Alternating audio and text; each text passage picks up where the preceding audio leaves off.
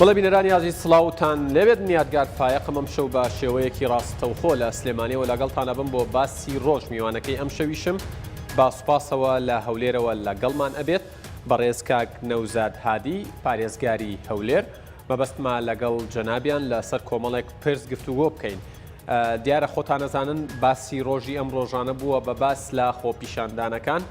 کە لە شار و شارۆچکە جیاوازەکانی هەرێمی کوردستان بەڕێوە چن و بە دیاریکراوی ئەم شەو تەرکیزمان لەسەر هەولێرە بێت. ئایا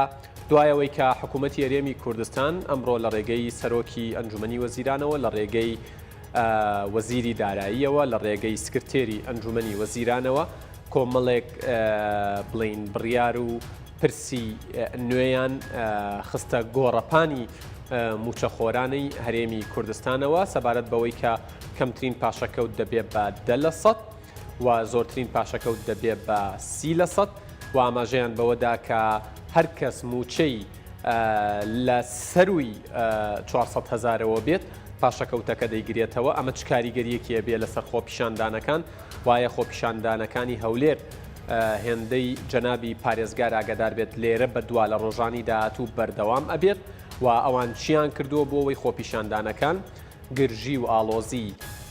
زیاتری تێنەکەوێت چیان کردووە بۆ ئەوەی گیانی خۆپیشاندەرانی ڕاستەقینە ئەوانەی خاوەن مافن و داوای مافی خۆیانەکەن گیان و ژیانیان پارێزراو بێت و بە شێوەیەکی ئازادانە داوای مافی خۆیان بکەن. وامەوێ بزانم چیان کردووە بۆ ئەوەی دەستی پارتی سیاسی ئەوانەی کە ئەیانەوێت کاندید ببنەوە ئەوانەی کە تازە کاندیدن نێنە ناو خۆپیشاندانەکانەوە تەنها خۆپیشاندەرانی ڕاستەقینە لەوێ حزوریان هەبێ و قسەیەک لەسەر ئەوە هەیە کە لە هەولێر خەڵک دەستگیر کراوە قسە لەسەرەوە هەیە کە لە هەولێر بڵین بەرامبەر بە خۆپیشاندەران پێشێلکاری کراوە دیارترینی ئەو مامۆستایەیە کە بە 2 کەس بمبورنەوە دەستەواژەیە بەکارێهێنم تێی هەڵ ئەدرێت. ئەمەوێ بزانم ئیجراتەکان بەکوێ گەیشتون و ئایا ئەمە لە سنووری هەولێر قبول کراوە یاخود بڵین جەنابی پارێزگار بە دوواداچوونی خۆیان دەکەن و داوای لێبوردن لە هەولێریەکان و لەو مامۆستایەش دەکەن. بۆ مەبەستمە بزانم کە ئایا بڵین وەکو ئیدارەی پارێزگای هەولێر لێرە بە دوات چه هەنگاوێک دەنێن بە ئاراستەی جێبەجێکردنی داواکاری موچەخۆران و فەرمانبەران و ئەوانەی داوایان کردو چونکە باس لەواکرێ کە متمانە لە نێوان هاوڵاتیان و موچەخۆران و حکوومەت هەندێک لەق بۆ یاخود نەماوە چی بکرێت باشە بۆی ئەو متمانەیە بگەڕێتەوە. من زیاتر ناڵێم بێگومان بابەتی تریشە بێت. بەڕێز کاک نەوزاد هادی پارێزگاری هەولێر سوپاس بۆم دەرفەتە سڵاوتان لێبێت. پرسیارەکەم بەوە دەست پێکەم پێتان وایە لێرە بە دووە خۆپیشاندانەکان لە هەولێر بەردەوامە بێت و چاوەڕێیەکەن دوای ئەو هەواڵ و بڕیارە تازانەی حکوومەت بڵین خۆپیشاندانەکان کۆتاییان بێت یاخود بەردەوامە بن.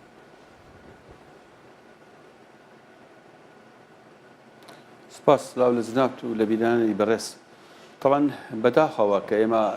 لەم کات و ساتانەی هەرێمی کوردستان کە پێدا دەڕوات باسی خۆپیشاندان و ئەم بابەتە نەخوازرا و ئەم بابەتە نۆخۆشیانەی کە هەم گرتنی خەڵکە هەم ئەم حاڵەتانەی شێوی دروستکردنە لە پایتەخت کە پەیوەستە بە ژیانی خەڵک کە کاردانەوەی نەرێنی لەسەر بازار و ژیان و کەسابەت و ئارامی پایتەخت دەبی لەسەر ژیانی خەڵک دەبیتن و ئەمەش کە دێنە سەر بابەتی خۆپیشاندان و گلەیەکان کە دەبێت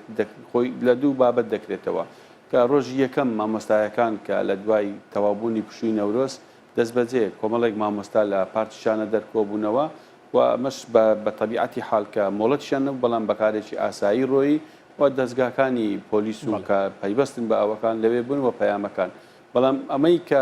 تێکەڵچێشی بابەتەکانی کرد ئەم پێشبڕکێی کاندیدەکان و دەستێوەردانی ئەحزابیش لەم بابەتانی تایبەت بە موچەخۆرەکان چونکە ئەم مامۆستایی کە لە ساحەکە ڕاوەستا بوو موچەخۆرە و پۆلیسەکەش موچەخۆرە کە لە چاڵاکی مەدەنیەکانە هەموو موچەخۆرانی حکومەت بە ڕازی و نەڕازی بە ئەوانەی دەستگای ئەمنینە بە مامۆستایە بە کاربەندانی تەندروستیە بە فەرمانبەرەکانی دەواییرە بە پێشمەرگەیە بە تاکید هەموو کەس لای مەطلەبە موچەکەی چابیتەوە. بەڵام بار و دۆخی هەرێمی کوردستانیش ئەو تێگەیشتنەی خەڵکی کوردستانیش هەبووە لەگەڵ ئەم قۆناغە ناخۆش و سەختانەی کە هەرێم و خەڵکیش پێداڕۆیە لە کە ترسناک بووە لەبارە سیاسیەکە و سەربازیەکەی و دوای 16 مانجیشەوە کە کوردستان چۆ قۆناغێکی دیکە و و معلومە بارودۆخی هەرێم کە فشارێکی هەرێمی عێراقی نێودەوڵەتیشی کەوتە سەر لە دابڕان و هەموو هەوڵەکان ئەوە بوو هەرێم بە پارێزگاکان بکرێتەوە بە مامەڵە لەگە پارێزگاکان بکرێت هەرێم نەمینێتن و سنووردارکردنی کوردستان و دەوردانی بەڵام ئەم قۆناغە ترسناکانش حکومەتی هەرێم بە خۆشحاڵیەوە لەگە خەڵکەکەیەوە کە تەحملێکی زۆری هەبوو ئەم بارە سەختەی بڕی کە ئەم فشارانە نما لەسەر هەرێمی کوردستان پەیوەندەکانی هەولێر و بەغدا ئەلحەمدولیلا کە ئێستا زۆر باشە مافەکانی خۆمان لە چوارچێوەی دەستور پێداگری و پاڵپشتی کۆمەڵگەی نێودەوڵەتی کە لە چوارچێوەی دەستوری عێراقدا کێشەکان چارەسەر بکرێتن و هەروەها لەگەڵ جیرانەکانیشمان و بوونیەوەی فڕۆکەخانەکان و بەغداش کە پارەی نرد بۆ بەپێی ئەو بەیانەی کە حکوومەتی بەغدا ئیتیحادی ڕایگەیاند کە سمانگانە ئەم مەبلەغە دەنێریتن لەگەڵ داهاتەکانی ئێروکانە بۆ موچە بۆ ئیدارەدانی ڕووی دارایی هەرێمی کوردستانە کە ئەمەش گۆڕانی بەسەر ئەم سیستەمە و ئەم جەدوەلەی کە موچە و دارایی پێشتر هەبوو کە قڕش بوو لەسەر خەڵک معلوم بۆ حکوومەتی هەرێمیش بەر لە نەورۆز ڕایگەیان پێداچوونەوە دەکرێتن لەبەرەوەی ئەم میزانیە ئیزافیەیە کە لە بەغدا دێتن دێتە سەر هەرێمی کوردستان بۆیە پێداچوونەوە بە پاشەکەوتی فەرمانبەران دەچێت چکە حکوومەت هۆکاری پاشەکەوت هەمومان دەزانین دوای 2014 و بڕانی بودجە و ئەم کێشانی کە هاتە هەرێم ئەم هۆکار بوو کە بێتە هۆی تووشی پاشەکەوت بێت چکە هیچ حکوومەتێک بڕیاری وان ناداتن ئەگەر ئەو پەڕی ناچاری و فشار نەکەوتە سەری معلومە لە حکوومەتی هەرێمیش کە ئەمڕۆ کە باس کرا هەم موچەیە هەم استحقاقی شەریکاتی نەبتە هەم قەرزەکانە هەم پارەی کارەبایە پێداویستی دام و دەستگاکانی دیکەی حکوومەتە ڕۆژانە نەخۆشخانەکانن ئاوا کەهرەبایە چکە حکوومەت کۆمەڵێک مەساڵیفی هەیە کە ڕۆژانەی خەڵک پێویست دەکات دەتەنیش موچەوە دەبێت تەنزیم بکرێتن خۆپیشاندەرانی هەولێر قەنەعەتیان بەم قسانە کردبێت و واز لە خۆپیشاندان بهێنن بەڵێ ئەمانەی کە باسم کرد کە خۆپیشاندانەکان دوو بابەت کە مامۆستایەکان هاتن دواتر ئەحزاب هاتە ناو ئەم بابەتە کە دەبینین لە میدیاکان و هەڵوێستی ئەحزابەکان لە هەموو دنیادا لە وڵاتانی کە دیموکراسی معلومە لە عێراقدا لە دوای 2003 پرۆسەی چەندین هەڵبژاردن و حکوومەتی هەرێمی کوردستان و پەرلەمانی کوردستان و ئەنجومەنی پارێزگاکان دام و دەستگای هەڵبژاردراون کە قەیرانی وادێتە پێش و کە ناڕازایی و ناتێگەیشتن دروست دەبێت بۆیە دایمەن باسی هەڵبژاردننی پێشوەخت دەکرێت ئەحزابی کوردستان ئەوانەی کە بەخۆیان دەرەن ئۆپۆزیسیۆنیان پەنا دەبن بۆ خۆپیشاندان و ئەوانەی کە چەند ڕۆژا و پشێویی بۆ شێوازەیان دروست کردیە کاندیدەکان پێشبڕچێ دەکرێت پێداگری بکەن لەسەر هەڵبژاردنێکی پێشوەخت لە پرۆسەیەکی دیموکراسی پێداچوونەوە لە هەرێمی کوردستان بێ هەڵبژاردنێک بکرێتن و پەرلەمانێکی نوێ حکوومەتێکی نوێ بۆ دەربازبوون لە قەیران و پێشووتریش باس کرا حکوومەتی هەرێم باسی هەڵبژاردنێکی پێشوەختی کرد پەرلەمانتاران و ئەندامانی ئەنجومەنی پارێزگا مافی ئەوەیان نییە بێنە ناو خۆپیشاندانەکانەوە گەر ئەمە بۆ ڕوونکەیتەوە نەخێر مەسەلە ئەوە نییە مەسەلەن مافیتیان مافی نیە مەسەلەن پەرلەمانتاریان ئەندامی ئەنجومەن کە هەڵبژێردراوە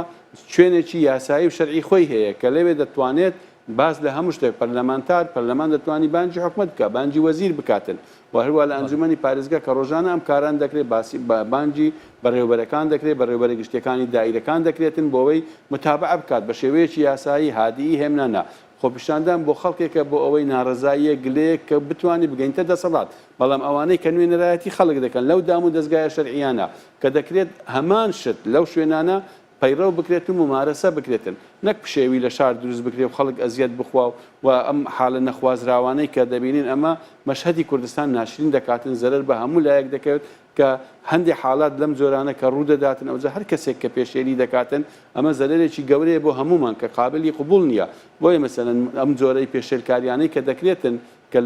بەداخەوە لەم خۆپیشاندان و ئەوانە کە هەندێک نایاسایی خەڵکی دیکەی تێدەکەوێت ئامانجی دیکەی دێتە ناوێ قسەی زبرتر دەکرێتن گرژی دروست دەبێت چکە لێت لە هەموو شت کە دەڵێن خۆپیشاندان بە یاسا لە هەموو دنیادا کە خۆپیشاندان دەدرێت بە یاسا ڕێک دەخرێت دەبێت هۆکاری هەبی خۆپیشاندان لە پێناوی چیە لە چ شوێنێک بۆ چ شوێنێک دەڕوا بۆی پەیامەکە بکات دام و دەستگاکانی حکوومەت خۆپیشاندەران دەپارێزن بۆی خەڵکی دیکەی تێوە نەگڵێ پەیامی دیکەی لێ دروست نەبێت خەڵکی دیکەی استیغلالی نەکاتن بۆیە کە باسی خۆپیشاندان دەکەن یاسایەکەیە ڕێکی خستێ و ئامانجێکیشی هەیە کە بەهێمنی بە شێوەیەکی مەدەنیانە بگاتە ئامانج و شوێنی خۆی هەدافەکانشی مەقبول بێ بۆیە کە دەکرێت لە یاسایەکە مەسەلەن ڕێگرنین لە خۆپیشاندان ئەگەر مامۆستایان و ئەو کارمەندانە بیکەن کە خاوەن مافن عادەتەن کە تەقدیم دەکرێت کە تەماشای یاسایەکەی بکەیت دەڵێ داوا دەکات کە داوا دەکات لایانی پەیوەنددار تەماشای دەکاتن مەسەن خۆپیشاندان بۆ بابەتێک کە حکومت مزبق وەڵامی دابیتەوە مەسەن پێویست ناکات چکە ئێمە هەمومان دەزانین حکومەتی هەرێم ڕایگەیاند ئەمڕۆ لە کۆبوونەوەکەی خۆی داهاتەکانی خۆی تەڕح کرد کە عەرزی کردێت لە بۆ چ بەکاردێتن و موچەشی چەند بەسەر هێخستیتەوە بەپێی ئەو داهاتەی و لە هەوڵی بەردەوامیشە بۆ هەڵگرتنی پاشەکەوت نەمێنێ بەو پەیوەندیانی هەم ئێستا لەگەڵ بەغدا هەمانە هەم ئەو گۆڕانیان ئارێنانی کە بەسە هەرێم هاتێت دوای ئەو هەموو ناخۆشیە مەسەن دەرگایەک و نەفەسێکی باش بۆ خەڵک بۆەوە کە بڵێن لە ترسناکە بارەدۆخ و ترسناکە ڕۆی هەرێم چۆ قۆناغێکی دیکە کە موچەکە باشتر بووە پەیوەندەکانی هەولێر و بەغدا زۆر باشتر بووە فڕۆکەخانەکان بوویتەوە جولەیەکی بازرگانی و ئابووری پەیدا بووە لە ناو خەڵک استقرارێک پەیدا بوویتەوە پێویست بە دروستکردنی ئەم پشێویە ناکە بۆ پرسیارێک کە وەڵامەکەی مزبق معلومە بۆیە مەسەلەن کە ئەمە دەڵێن خۆپێشاندان لە پێناوی خۆپێشاندان نییە دەبێ ئامانجەکان ئەوەیە کە خۆپێشاندان لە پێناوی گەیاندنی پەیامێکە پەیامەکە حکومەت زۆر بە سەریحی عیبارە و ئەحزابیش کە ڕازی نییە دەتوانێت لە پرۆسەیەکی دیموکراتی داوای هەڵبژاردننی پێشوەخت بکاتن سندوقی دەنگدانەکان ئەو وەختە دەتوانێت شتەکان یەکلا بکاتەوە بچنە قۆناغێکی دیکەی نوێ هەرێم بەڵام پێویست ناکە خەڵکی کوردستان و هەرێم و تووشی ئەم جۆرە پشێوی و ئەم بارودۆخە نەخوازراوانە بیتن کە هەمومان تێدا نیگەران دەبین بە حقیقەت هەم لە گرتنی خەڵک هەم لە هەڵسکەوتێکی نابەجێ بە تایبەتی ئەم دیمەنە نەخوازرا و پێخزەونەی بەرامبەر ئەو مامەستایە بەڕێزە بۆ شێوازەکرا بە تاکید هەمومان هەموو قەناعەت داوای لێبوردن دەکەین چکە ناکرێت ئەم جۆرەشتانە دووبارە ببێتەوە هەر بووکداد لە کوردستان ئەوەیە ئەوترێت بۆ نمونە لە سلێمانیش بڵین لەگەڵ هەولێرە خۆپیشاندان ئەنجام دراوە بەڵام پرسیارەکە ئەوەیە یاخود نیگەرانیەکە ئەوەیە ئەڵێن بۆچی لە سلێمانی پشێوی لێ نەکەوتۆتەوە یاخود لە خۆپیشاندەران نەدراوە بۆچی لە هەولێر ئەمە ڕوویداوە جەنابتان وەکو پارێزگار ڕوونکردنەوەتان لەو بارەیەوە چییە؟ بەداخەوە لێرە بووە منافەسەی ئەحزاب یعنی معلومە ئەوانەی کاندیدەکانی لە بۆ پەرلەمانی عێراق چکە هەم پرۆسەی دەستپێکی هەڵمەتی هەڵبژاردنەکان بە پێوەیەکی یاسایی کە ڕادەگەندرێت لە مانجی چاردا دەست پێ دەکرێتن کاندیدەکان دەتوانن هەڵمەتێکی دیموکراسی یاسایی خۆیان دەست پێ بکەنەوە پرۆسەیە بەڵام ئەم پێشوەختەوە ئەم پێشبڕچەیە بینی کاندیدەکان و تێک هەڵچێشکردنی و ئەم شێوازەی مامەڵەکردنیش حتا لەگە دەستگاکانی پۆلیس و ئەو قسە زبرانەی کە ئەم بەدایبەتی لە بینی ئەم کەوادری ئەحزابانەی کە چوونەوێن دەرێ لەگەڵ دام و دەستگاکان ئەوڕاقەکانی تێکدا بووە هۆی ئەوەی شێویەک و شتێکی نایاسایی دروست بیتن لەم بابەتەی بەداخەوە کە پێویست ناکات تاکید دەکەمەوە لەوەی ئەحزاب لە کوردستان دەتوانێت پێداگری بکات لەسەر هەڵبژاردنێکی پێشوەخت لە پرۆسەیەکی دیموکراسی هەر گۆڕانێکی کە خۆی قەناعەتی پێس بینی ملت یەکلای دەکاتەوە لە دەنگدانەکان ئەمە دروسترە نەک ئێمە بین بچین بەو شێوازەیە بەم بارودۆخە دروستکردنە لە بینی ئەحزاب و جەماوەری ئەحزابەکان ویان لە بینی حکومڕانی و لە بینی خەڵکەکە کە ئەمە هەمووی زەرەر بە هەرێم دەگەینی بە خەڵک دەگەینی بە کاسبکارێک دەگەینی بە فەرمانبەرێک دەگەینیتن چکە بە تاکید هەموو خەڵک لە لای مەطلبێتی موچەی چابیتن چاوی خۆپیشاندان دەکات چ ئەوەی نایکاتن بۆیش حکومەتیش بە هەموو هەوڵێک هەوڵ دەدات بە شێوەیەکی درست هەوڵەکانی خۆی ئەوەیە پاشەکەوت چاپ کاتەوە خۆرە حکومەتە بوو لە دوای 2023ەوە موچەکانی دەدات کوردستان گۆڕانێکی زۆری بەسەرداهات بازرگانی باش بوو پارە لە هەموو پرۆژەکان سەرف دەکراوە لە سنووری ئەم پارێزگای زیاتر لە 10 میلیارد دلار لە پرۆژەکان خەرج کراوە لە ماوەی 10 ساڵ بەڵام کە قەیران دروست بوو خۆ معلومە تێگەشتێکی باشە بوو لە خەڵکی کوردستان سەبرێکی زۆر چاک بوو کە بە تاکید زۆر قورس بوو جێڕێز و تەقدیرە ئێستاش ئێمە لە کوردستان بمانەوە شتەکان چاتر بیتن تێگەشتەکان هەبیتن یان هەڵبژاردنێکی پێشوەخت یان تا دەگەینە هەڵبژاردن کە ئەمە بڕیاری بە ئەحزابەکان بیدەن بەڵام ناکرێت پشێوی خەڵک بۆ ئەوەی بە هەمومان هاوکار بین چ پەرلەمانە چ حکوومەتە چ دام و دەستگاکانی دیکەیە خەڵکە بۆ ئەوەی ژیانێکی باشتر و ئارامتر بۆ خەڵک پەیدا بکەین چکە ئارامیە مەسەلەن پێشبەچوونی باری ئابووری و گوزەرانی خەڵک باشتر دەکات و استقرار دەکاتن و خەڵک دەتوانێت ڕووی زیاتر تێ بکات بەڵام پشێوی بەو شێوازەیە تەنها زەرەر بە هەموو لایەکمان دەگەینیتر کاک نەوزاد هەندێک کەناڵی ڕاگەیاندن و لە تۆڕە کۆمەڵایەتەکانیش ئاماژە بەوادرێت کە ژمارەیە کەسی بەرچاو لە هەولێر دەستگیر کراون من ئەمەوێ بزانم چەند کەس دەستگیر کراوە و بۆ دەستگیر کراون طبعا ئەمانە بۆ ئەوراقی یاسایی لە ڕێگای دادگاوە 13 کەسن ئەوانەی کە لە پۆلیسی هەولێر ئەوراقیان هەیە و و ئەوانە ئازاد دەکرێن بە تاکید چکە ئەمانە حاڵەتێکی نایاسایی بووە خەڵکێک بووە کە چووە لەوێندەرێ لە ڕێگای دادگاوە کێشە و گرفت دروست بووە لە بینیوان و پۆلیس و ئەم دەستگایانەی وێندەرێ و لە ڕووی یاساییەوە ئیزراعاتەکان کرایەوە بە دڵنیاییەوە چکە چەند کەسێکی پێشووتر هەمان شێوازە تاماینەوە تا ئێوارە و تاشە و ئازاد دەکرێن و ئەوانش بە تاکید ئازاد دەکرێن کە هەمومان نیگەرانی لە گرتنی هەر کەسێک کە خۆزگە هەر کەسێک لە شوێنی خۆی بیتن کارەکان بکرێتن و ئەو جۆرە پشێوی و ئەم جۆرە بابەتە نەخوازراوانە نەبینرێتن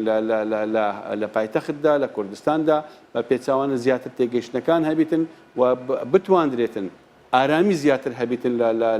لە ناو خەڵکدا ئاشتەوایی کۆمەڵایەتی سەبارەت بەو ڕۆژنامەنووسانەی کە دەڵێن دەستگیر کراون و یاخود ئەشکەنجە درێژەی پێنەدرێت ململانەیە سیاسیەکان دەبێ بۆ دەنگدان بۆ هەڵبژاردنەکان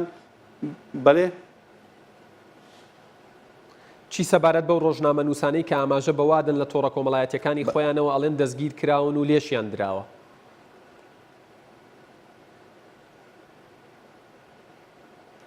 لە حاڵەتی ئەوها بەو شێوازە جۆرەها خەڵک تێکەڵ بووە شەرت نییە هەر بڵێن دام و دەستگای ئەمنی بیتن خەڵکی دیکەش تێکەڵ بووە زۆر شتی شخصی ململانی ئەشخاص ناو حزبەکان کە هەیە کە هەم لە فەیسبوک لەوانەیە تانە لە یەکتری بدەن هجومی سەر یەکتر بکەن کەسایەتەکان لەکەدار بکەن یان لەو شوێنەی کە دەبینن کێشەی تکە بۆ یەکتر دروست بکرێت لۆیە شتێک کە لە ئیتاری یاسایی دەردەچیتن کە معلوم دەبیتن پەرتەوازە دەبیت جۆرەها خەڵکی دەکەوتە ناوێ بۆی ئاراستەی خۆپیشاندان تێک دەچی و ئەم جۆرە پێشێلکاریانە دروست دەبیتن بۆیە کە باسی یاسا دەکە و ڕێخستنی یاسایی دەکرێتن ئەوانەی کە داوای خۆپیشاندان دەکەن ئامانجەکە چیە تهدید دەکرێتن مەسئولیەتەکان و ئیمزای دەکەوتە سەرێ لە چ شوێنێک بۆ چ شوێنێک دەڕوە و لە هەموو دنیا دەیبینین بەو شێوازە دەڕوە بەڵام بەداخەوە کە هەر شێوازێکی کە دەبتە نایاسایی و خەڵکی دیکەی جیاواز لە جۆرەها دەکەوتە ناوێ بەداخەوە ئەم جۆرە پێشێلکاریانە و ئامانجەکانیش دەگۆڕدرێن کە ئەمە نیگەرانی بۆ هەموو لایەک دروست دەکات کە ئینشاءالله دووبارە نابێتەوە و خەڵک هاوکار بیتن زیاتر لەوەی لە دەم و لە زاری جەنابتانەوە بە فەرمی ئەم زانیاریە پشتڕاست بکەیتەوە یاخود ڕەدی بکەیتەوە هەندێک چالاکوان باس لەواکەن گوایە دەستگا ئەمنیەکانی هەولێر ماڵ و ماڵ بە دوایە ناگەڕێن و گەڕک بە گەڕێکی هەولێر بە دوایانەوەن بۆی دەستگیریان بکەن جەنابتان پارێزگاری هەولێرن شتی وا هەیە و چۆن هاوڵاتیان دڵنیاکەیتەوە لەم بارەیەوە هیچ دیوانە نییە چۆن زانی جۆرەها شت باز دەکرێتن لە بارودۆخی ئەو حالە دیعایات دەکرێت قسەی ناخۆش دەکرێت لە فەیسبوکان شت بە یەکتر دەکرێت تهدیدات دەدرێت بەداخەوە بەڵام هیچ شتێکی فەرمی لەم بابەتەی کە باز دەکرێت بەو شێوازەیە نەبڕیاری پێ هەیە نەپێ ئاگادار بووینەوە چکە ئەمڕۆ ماشاءالله لە بوونی ئەم هەموو دام و دەستگا و تەکنۆلۆژیای بەردەست هەموو شتێک لە بەرچاو دەکرێتن هەر شتێک ڕوو بداتن یعنی خەڵک دەیخاتە سەر بەرچاو و دنیا دەیبیندرێت ئەوە نییە شت بشاردرێتەوە بۆیە هیچ بڕیارێکی لەم بابەتە نییە بۆیە ئێمە داوامان لە ئەحزاب هەیە کە ئەگە هەر مەبەستێکە بێت دیسان تاکید دەکەمەوە مەدەنیانە با داوای هەڵبژاردنێکی پێشوەخت بکرێتن بۆیە شێوی بۆ خەڵک دروست نەکرێتن وەکو هەموو دنیای پێشکەوتوو بامەڵە لەگەڵ ئەحداسەکان بکرێتن و بەرژەوەندی گشتی هەرێم و خەڵکی کوردستان ڕەچاو بکرێتن و ئەم قۆناغی ئێستای حکوومەتی هەرێم لە باشکردن و پێداچینەوە بە پاشەکەوت ئەکید کاردانەوەیکی ئەرێنی زیاتری لەسەر ژیانی خەڵک و بریار و ئامانجی حکوومەتی کارەکانیشی ئەوەیە کە ئەمڕۆ ڕاگەاندرا تەواوەتی پاشەکەوت نەهێشترێ کە لەلایەن چەند کەسێکەوە لێی ئەدرێت و لە نێوان کەوانەیە کە شەقی تێ هەڵئەدرێت وای لە هاوڵاتیانی هەرێمی کوردستان کرد لە گەرمیانەوە تا بادینان بەداغ بن خەفەتی بۆ بخۆن بێزار بن پەست بن لەم هەنگاوە جەنابتان پارێزەر و پارێزگاری هەولێرن وەکو هەولێریان دەڵێن ئێوە والی هەولێرن من ئەمەوێ بزانم ئێوە چیتان کردووە بۆ ئەوەیە و کەسانە دەستگیر بکرێ بۆ تا ئێستا دەستگیر نەکراون کاتێک کە چەند کەسێکی بەسراوی خەڵکی بەسرا لە هەولێر بە شێوەیەک لە شێوەکان تعدایان لێکرێت جەنابتان بە فەرمی داوای لێبوردن بڵاو دەکەنەوە و داوای لێبوردنیانەکەن قسەکەی من ئەوەیە ئێوە چوونەتە خزمەتیە و مامۆستایە بۆی داوای لێبوردنیان لێ بکەن و بە شێوەیەک لە شێوەکان دڵیان بدەنەوە و پێی بڵێن کە یاسا سەروەرە بێت لەم پرسەیە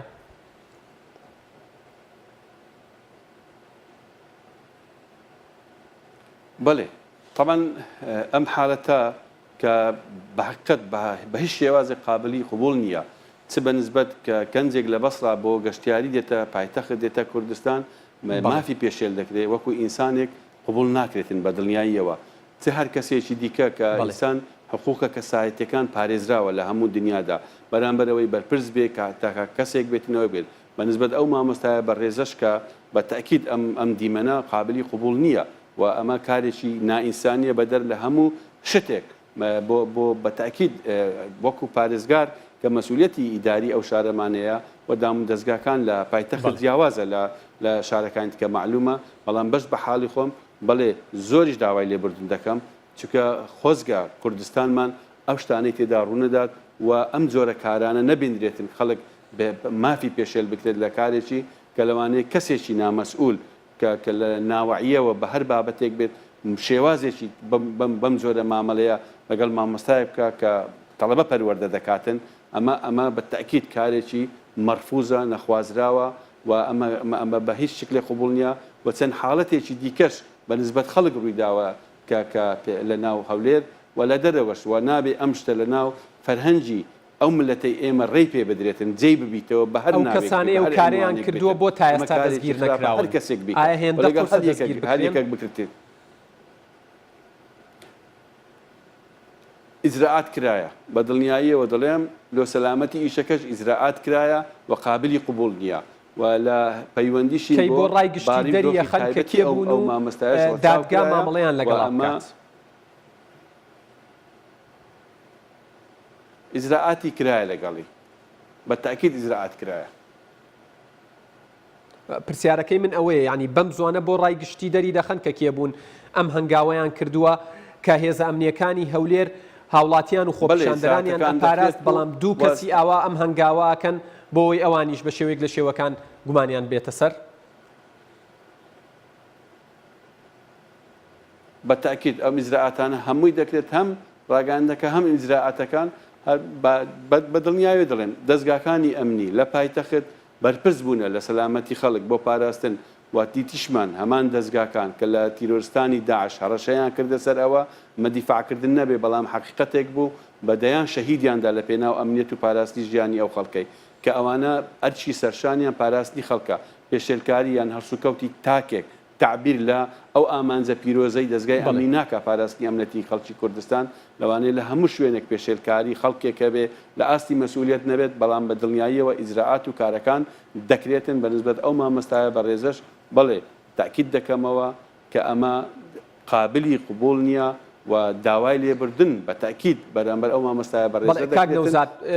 بە پێی زانیاریەکانی من لە دیدارێکی ئاماژەت پێداوە کە هەوڵتانداوە ئەو مامۆستایە بدۆزنەوە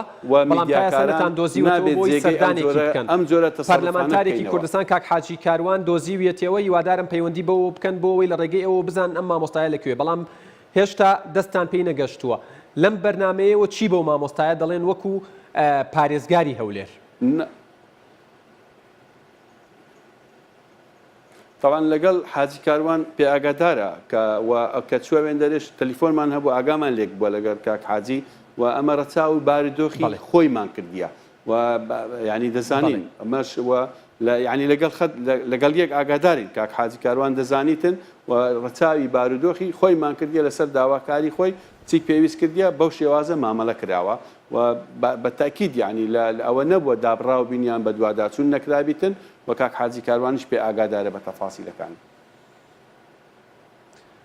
بەڵێ پەیامت چییە بۆ مامۆستاکە لێرەوە؟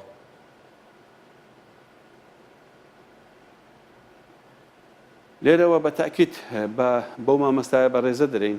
کە ئەمە وەکو پارێزگار وەکو پایتەختی هەرێمی کوردستان بە حکمی ئەو مەسئولیەتەمان هەیە کە ئێمە مەسئولین و ناشکرێت لەو مەسئولیەتە وەکو ئینسانێکیش خەڵکی ئەم شارە کە کەلتوری ئێمە وانە احترام و ڕێزگرتنی مامۆستا و خەڵک لەم شارەکە کە هەمومان تێدا پەروەردەبوونە جێی ڕێز و تەقدیر و ئەساسی عیلاقاتەکان و پەیوەندیەکانمان بووە و ئەو مامۆستایە بە ڕێزەش کە بە تاکید کە حاڵەتێکی زۆر نەخوازرا و زۆر ناخۆشی دروست بوو کە لە خەڵکێک کە کەسێک لەو پەڕی بێمەسئولیەتی کە نەیتوانی مامەڵەیەکی جوان لەگەڵ مامۆستایەکی بەڕێز بکاتن لە حاڵەتێکی بەم شێوازە بەڵام ئەمە دەڵێن ئەمە مامۆستایە کە خەڵک پەروەردە دەکاتن بە تاکید دڵە گەورە و فراوانەکەی ویشی کە دەبێت لێبوردنەکەی ئێمەش قبول بکاتن بۆ ئەوەی هەمومان ئەمە قبول نەکەین لە کوردستان بە هیچ شێوازێک ڕێگەی نەدەین فەرهەنگی ئەم جۆرە پێشێلکاریە مافە کەسیانە جێ ببیتەوە لە کوردستان. بەڵێ کاک نەوزاد کۆتا پرسیارم سوپاس دەکەم لە کەمتر لە خولەکێکە وەڵامم بیتەوە لە تۆڕە کۆمەڵایەتەکان قسەیەکی بەڕێز کاک نێچیرەڤان بارزانی سەرۆکی حکوومەت بڵاو کراوەتەوە کە لە پرێس کۆنفرانسەکەی ئەمڕۆ گوتوویەتی ئەگەر خۆپیشاندەران چەقە و دەمانچەیان پێبێت ئێمەش عینەن ڕەفتاری ئەوان بالمقابل دەکەین. جەنابتان پارێزگاری هەولێرن و نزیکن لە سەرۆکی حکوومەت و لە ئەنجومەنی وەزیرانەوە. پێتان وایە مەبەستی قسەکەی کاک نێچیرەڤان چی بووە و ئایا فعلەن مەبەستیەوە بووە کە ئەوانی شەقۆ و بڵین دەمانچە بەکارێنن بەرامبەر بە خۆپیشاندەران؟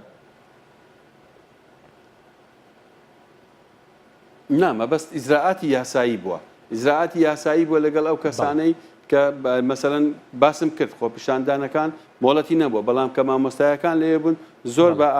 بە ساکاری ڕۆی، بەڵام هەردە کەسانێک کە هەڵسوکەوتێکی ناو دروست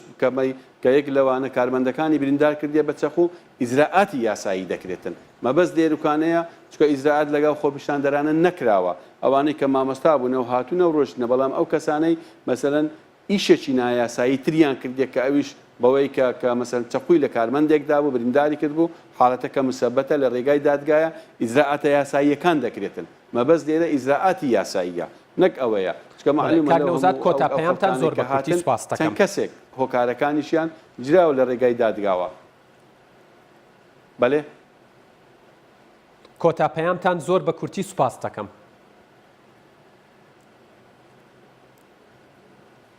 کۆتا پەیام هیوادارم هەمومان لە موقعی مەسئولیەت ڕەچاوی بەرژەوەندە گشتەکانی هەرێم و خەڵکی کوردستان کە بەیەکەوە چکە هەر لە وڵاتە دەمینینەوە کە ئەو ڕۆژ منافس بین بەیانی دووبارە هەر شەریک دەبنەوە خەڵک لەم وڵاتە لەوانەیە جێ شوێنەکان و ئەشخاصەکان بگۆڕدەی موقعەکان، بەڵام ئەگەر منافسەیەکی حزبی شەبێ سندوقی دەنگدان و پرۆسەیەکی دیموکراسی و ئارامی و پاراستنی بەرژەوەندەکانی هەموو خەڵکی کوردستان سەرەوەی شتەکان بۆ ئەوەی بتوانرێت وێنەیەکی جوانی هەرێمی کوردستان و ئایندەیەکی گەشتر پێشکەشکەی نەکتوند و تیژی و بشێوی و دڵە ڕاوچی لە ناو خەڵک دروست بیتن و خەڵکی کوردستان زۆر ماندی بووە و زۆر مەراحلی ناخۆشی بڕیوە، پێویستی بە ئارامی و سەقامگیری و دووبارە بوژانەوەی ژیانی ئابووری لە چوارچێوەی ئارامیدا هەیە. بەڵێ بەڕێز نەوزاد هادی پارێزگاری هەولێر، سوپاس بۆ زانیاریەکانت، سوپاس بۆ ئەو دەرفەتەی بە ئێمە و بە بینەرانت بەخشی.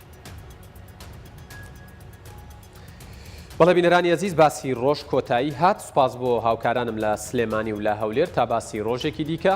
ئێوە و کوردستان لە ئەمانەتی خوادا بن. کاتێکی خۆش.